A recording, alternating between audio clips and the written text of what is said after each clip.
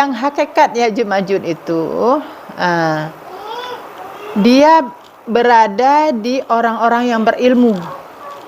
Karena orang-orang berilmu kan, sering saya bilang, perumpamaan gunung itu adalah orang-orang berilmu, pasaknya bumi adalah gunung, pasaknya agama adalah orang-orang berilmu, para ulama.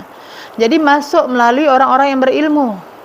Jadi yang dikorek adalah kesadaran orang-orang itu. Paham? Bisa paham nggak? Sehingga para ulama, contoh waktu COVID kemarin, kok membolehkan masjid ditutup? Kok bisa terjadi ini semua? Karena sudah ada kerjaan itu. Yang tapi dia lebih didahului dengan Dajjal ini. Sekarang ini yang masalahnya Dajjal yang berat.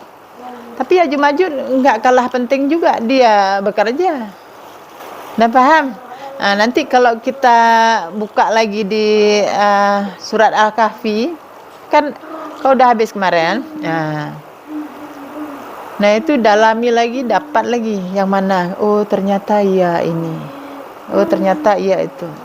Makanya kita belajar ini dengan ilmu tamsil ini memang harus pasang kesadarannya, harus fokus.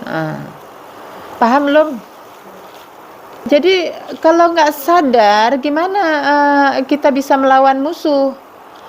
Musuhnya seperti itu. Inilah namanya fitnah. Makanya dibilang Dajjal itu di sebelah kanannya bawa racun, sebelah kirinya bawa madu. Jadi kesenangan, keindahan, kemewahan yang ditawarkan itu racun bagi iman. Jadi walaupun sekarang kita sedikit orang, kita kayaknya sepele lah. Yang penting kita harap kepada Allah, yakin kepada Allah. Yang kita kerjakan syariat tetap kita kerjakan. Hati yang kita harus jaga. Paham? Jadi Ya'juj Ma'juj itu jangan ditunggu barang yang seperti itu. Karena apa? Kiamat itu kayak mana? Sedangkan kalau gitu orang udah tahu udah Ya'juj Ma'juj udah datang, semua tobat.